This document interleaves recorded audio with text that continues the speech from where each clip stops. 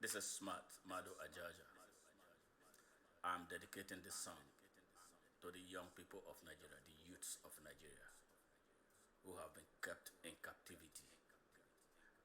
Yes, my name is Smart Madu Ajaja. I'm the convener of Open Nigeria and Africa Unite, and also the anchor of Nigeria Now at ONN and the Nightingale Radio International from Houston, Texas, United States of America.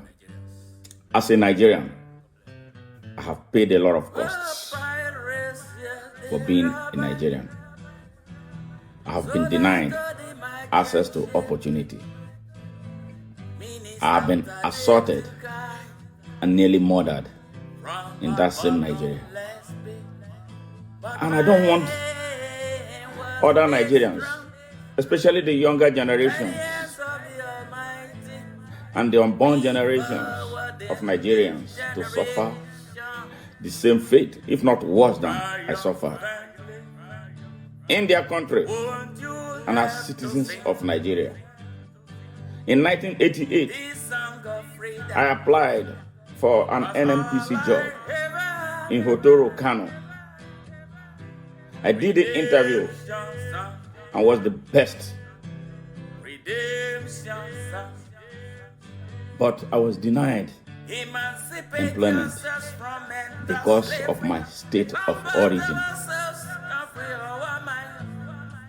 They claimed that the quota for my state had been filled, and somebody suggested to me to become a Muslim in order to qualify to be from Kano, and I'll be given the job, as there was no candidate from Kano State at the time.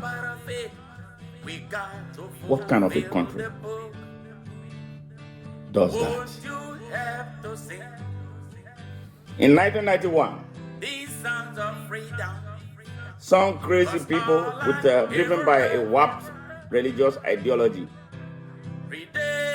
assembled young and innocent Nigerians from that part of the country, from Kano, and told them that everybody who did not pray 5 times a day was a kafiri, and so should be murdered. They don't know if I was a Christian or not. As long as you don't speak their language, you don't dress the way they dress, you are up for death. Yes, 1991, September 1991. I was stabbed and nearly killed. My friend with whom I was trying to run away was murdered in cold blood. They slaughtered him like a dog before they came to me. And I took the stab meant for my chest with my forearm. My country, the country that they tell us is one. What is one about Nigeria? And when it was over, I was forced to leave Kano. That was how I left Nigeria. I never wanted to leave Nigeria. To do what? Elsewhere. But Nigeria has been made a progressive hell. And that is why we are where we are today. And sadly, we are still joking. Sadly, we are still allowing these elements to hold high political offices in Nigeria. They are responsible for the terrorism that we are dealing with. They are responsible for the banditry that we are dealing with. We know who they are. But nobody has summoned the courage to stand up to them. And that is why I'm fitting into that position. I know who they are. And I know I can handle them and bring them on the canvas. But Nigerians, are you willing to support anyone who can fight for you? Every election, they will come. These elements are from a minority group. Yes, these elements, these crazy elements, are from a minority group. They are not Hausas, but we call them Hausas. Yeah, they made the Hausas imbeciles. and stole their mind, manipulate them, arm them against their own selves and against their country. Because no one is speaking for them. Because they have nobody to look up to for leadership from among their fellow Hausa people. That is why they use them as pawns. That is why they have used them to hold Nigeria down for a very long time. Nigerians, it's time to fight back. These elements, crazy minority elements, they control everything in Nigeria. They control the armed forces, they control the economy, they control just about all the security forces. They control everything. They control you. They control what you eat. They control what you do. Dumb asses that Nigerians, including our rogue intellectuals, mostly rogue intellectuals, high-profile rogue intellectuals, let me be more specific. Wale Soyinka, where are you? Yes. You, same one who was castigating the youths that they were not able to stand up for their country.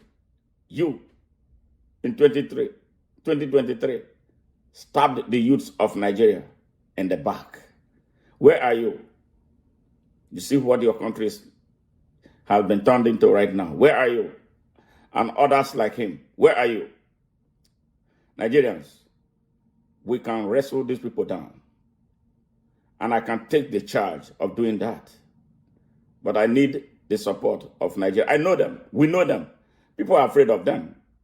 Some of them are occupying ministerial positions in the rogue government of today. And they have always held high-profile positions in governments before this evil government.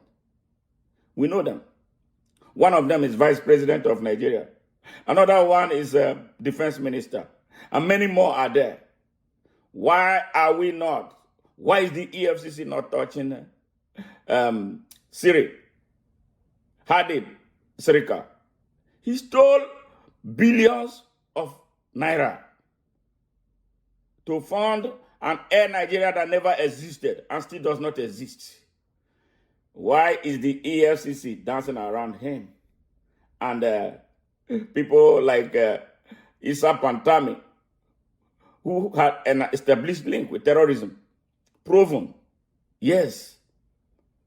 Why are we not holding Abubakar Malami accountable for providing the legal framework for recruiting terrorists into our armed forces and for holding off trials of criminals who were arrested on accounts of banditry and terrorism? What is Yusuf Bichi still doing on his position as DSS director? Yusuf Bichi, who could not provide an intelligence report about the attack on the Kuje prison that lasted over 2 hours. Yes. And when it was over, terrorists who were awaiting trial were all released.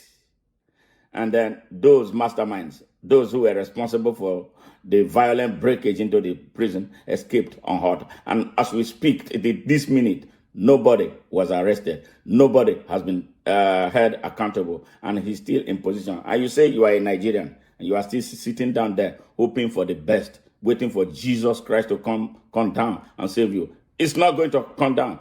In your locality, every locality in Nigeria, they are there right now, killing, maiming, kidnapping, and actually altering the population demography there. The same way they did in Hausa land in 1804. Nigerians, get up and wake up. Get up and wake up, because you are about to be smoked out of your country. Bye.